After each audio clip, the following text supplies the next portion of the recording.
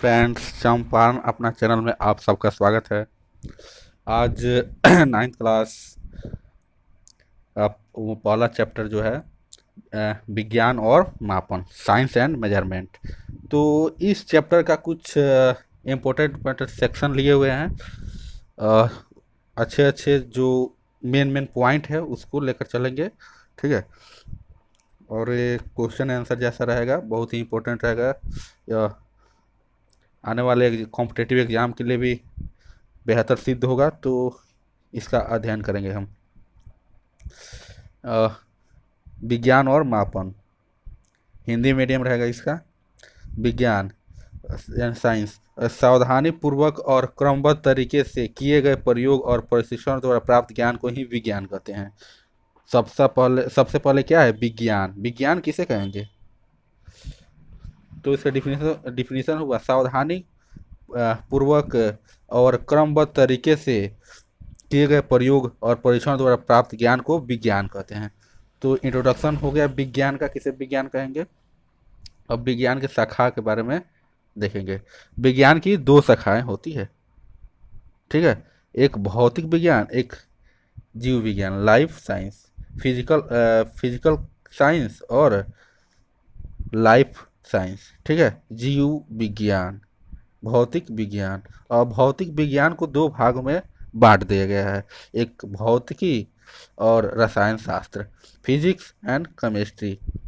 अब देखो भौतिकी विज्ञान में देखें, इसमें निर्जीव पदार्थों तथा उससे संबंधित घटनाओं का अध्ययन किया जाता है, ठीक है। इसमें निर्जीव पदार्थ तथा उससे संबंधित घटनाओं को भौतिक विज्ञान में किया जाता है, यानी क्या है, नॉन लिविंग थिंग्स है, ठीक है। और जीव विज्ञान में जो जीवित है, इसमें सजीव पदार्थ तथा उसके संबंधित घटनाओं को अध्ययन किया जाता है, ठीक है। जीव विज्ञान और भौतिक विज्ञान में अंतर। तुम लोग को पता था कि विज्ञान का तीन भाग होता है, भौतिक, रसायन और जीव विज्ञान। तो ऐसा नहीं, भौतिक विज्ञान में दो भाग में बांट दिया गया है, एक भौतिकी एक रासायनिक। भौतिक विज्ञान किस लिए है? निर्जीव पदार्थ के लिए है, ठीक है, उससे संबंधित घटनाओं के लिए। लेकिन जीव विज्ञान यह लिविंग थिंग है, ठीक है। लाइफ साइंस, इसमें सजीव पदार्थ तथा उससे संबंधित घटनाओं का अध्ययन किया जाता है। इसको दो भाग में बांट दिया गया है, वनस्पति विज्ञान और एक प्राणी विज्ञान, ठीक है। हम्म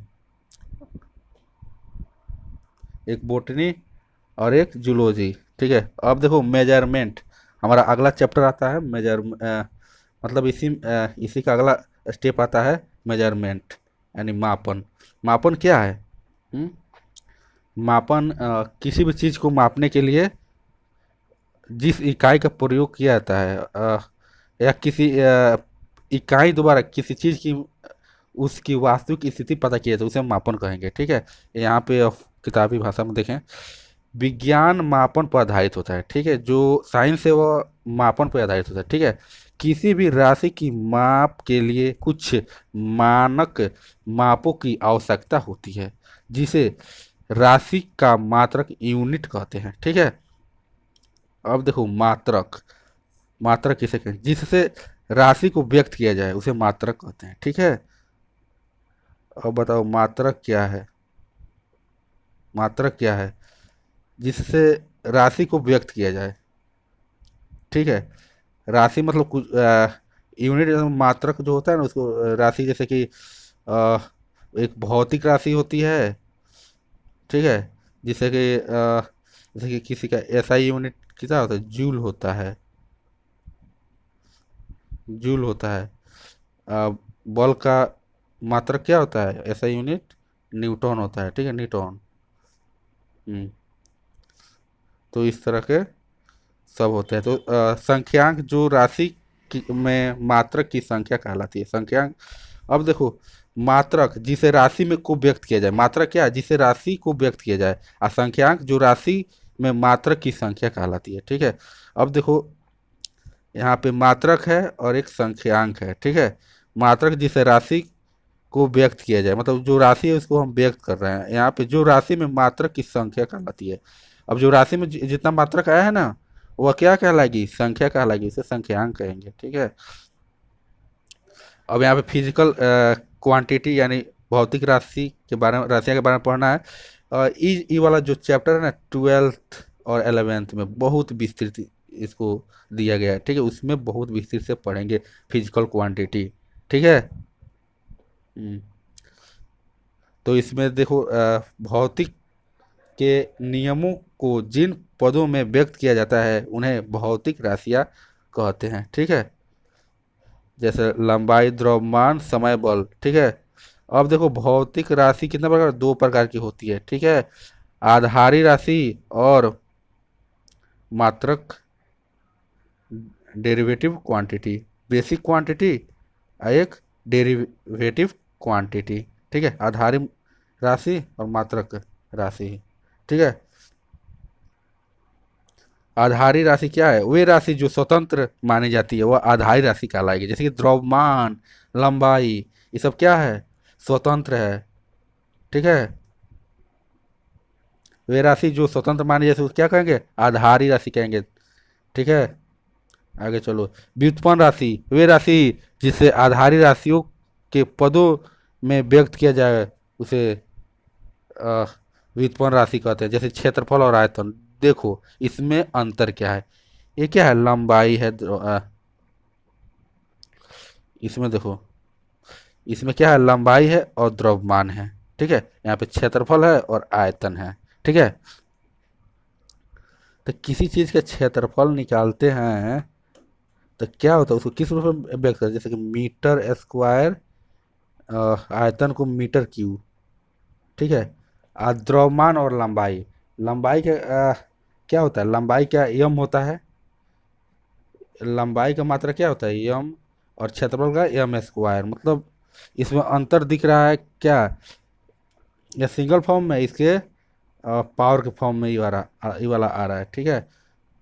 तो वे राशियाँ जिसे हम आधारी राशियों के पदों में व्यक्त किया जा सकते हैं। अब क्षेत्रफल को क्या आएगा, मीटर में ही आएगा, ठीक है। क्षेत्रफल क्या आएगा, मीटर या सेंटीमीटर। तो ये क्षेत्रफल ये हो गया बहुत बड़ा, ठीक है।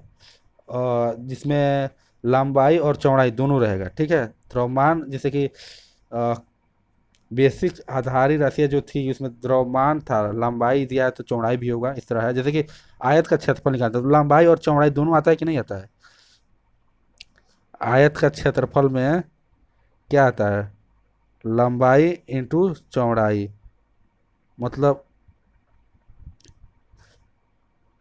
क्षेत्रफल में आधारी राशियाँ आ जाएगी, वे राशि जिसे जो आधारी राशियों के पदों में व्यक्त किया जाता है उसे व्युत्पन्न राशि कहता है। जैसे कि क्षेत्रफल और लंबाई गुने चौड़ाई देवे की है यहाँ पे, आयतन बराबर लंबाई, चौड़ाई और ऊंचाई, ठीक है, आयतन का, ठीक है।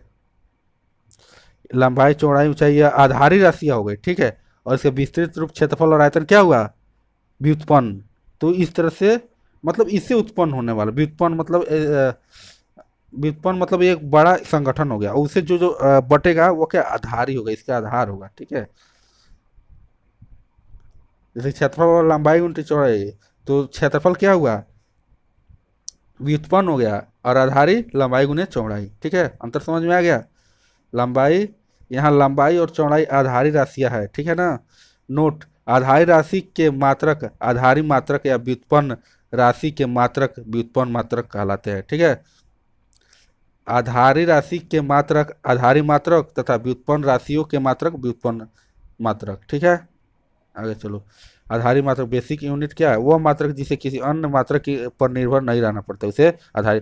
हाँ, जो बेसिक यूनिट है जैसे कि लंबाई का यम, तो वो दूसरे मात्रक पर निर्भर नहीं रहेगा, ठीक है, उसे आधारी मात्रक कहेंगे। जैसे आधारी मात्रक का देख लो, यहाँ पे लंबाई का मीटर दिया है, ये यम के रूप में कन्वर्ट कर देंगे। और क्या लंबाई, लंबाई हो गया, द्रव्यमान का क्या, केजी, किलोग्राम, केजी के रूप में कर दिए। समय है, सेकेंड को यस में कर दिए। विद्युत धारा एम्पियर है, ए में कर दिए। ताप है, केल्विन, इसमें के में कर दिए, ठीक है। तो इस तरह के फॉर्म में इसको करेंगे, ठीक है। तो ये वाला व्युत्पन्न आधारी हो गया, और व्युत्पन्न देखेंगे, ठीक है। अब देखो व्युत्पन्न मात्रक। व्युत्पन्न मात्रक वह मात्रक जिन्हें आधारी मात्रकों के पदों में व्यक्त किया जाता है वे व्युत्पन्न मात्रक कहलाते हैं। ठीक है, व्युत्पन्न मात्रक किसे कहेंगे? वह मात्रक जिन्हें आधारी मात्रक में व्यक्त किया जाता है वो क्या व्युत्पन्न मात्रक कहलाते हैं। आयतन घन सेंटीमीटर, सेंटीमीटर क्यूब। वेग प्रति सेकेंड, मीटर पर सेकेंड। त्वरण मीटर प्रति सेकेंड, मीटर स्क्वायर, इसके रूप में करेंगे। ठीक है, मात्रक की पद्धति। मात्रक की सभी प्रकार का राशियों के लिए मात्रक पूरे समूह का मात्रक पद्धति कहलाता है। ठीक है, तो यहाँ पे मात्रक पद्धति बहुत सारा है। हाँ, हो जाएगा, इस वीडियो में पूरा हो जाएगा, ज़्यादा नहीं है। ठीक है, मात्रक पद्धति देख ले रहे हैं। जैसे कि फुट पाउंड सेकेंड पद्धति। Foot pound second system. इस पद्धति में लंबाई का मात्रक फुट, द्रव्यमान का मात्रक पाउंड और समय का मात्रक सेकेंड होता है। ठीक है, इसे संक्षेप में FBS। ठीक है, लंबाई को फुट में, फुट के जो फुट मापा जाता है, जैसे कि आदमी का लंबाई 1.5 फुट, 6 फुट, 5 फुट, 4.5 मतलब 4.2 फुट, मतलब इसको फुट के रूप में किया जाता है। पाउंड जैसे कि बहुत सारा वजन हो गया उसको पाउंड में कर दिए, इतना पाउंड का है, इतना पाउंड का है, इस तरह से। और सेंटीमीटर, सेंटीमीटर ग्राम सेकेंड पद्धति। सेंटीमीटर ग्राम सेकेंड पद्धति, इस पद्धति में लंबाई का मात्रक सेंटीमीटर, द्रव्यमान का मात्रक ग्राम और समय का मात्रक सेकेंड होता है। CGS पद्धति से कहेंगे। ठीक है, और एक होता है मीटर किलो ग्राम सेकेंड पद्धति। मीटर रहेगा, किलोग्राम होगा, और सेकेंड पद्धति। इस पद्धति में लंबाई का मात्रक मीटर, द्रव्यमान का मात्रक केजी किलोग्राम और समय का मात्रक सेकेंड होता है। MKS पद्धति कहते हैं। मात्रकों की अंतर्राष्ट्रीय पद्धति क्या होता है? तौल तौल एवं माप महासम्मेलन के राशियों को व्यक्त करने की एक लंबी परिचर्चा के बाद मात्रक की अंतर्राष्ट्रीय पद्धति का निर्माण हुआ है। ठीक है, जिसे SI मात्रक कहते हैं। इंटरनेशनल SI का फुल फॉर्म क्या होता है? International system of unit.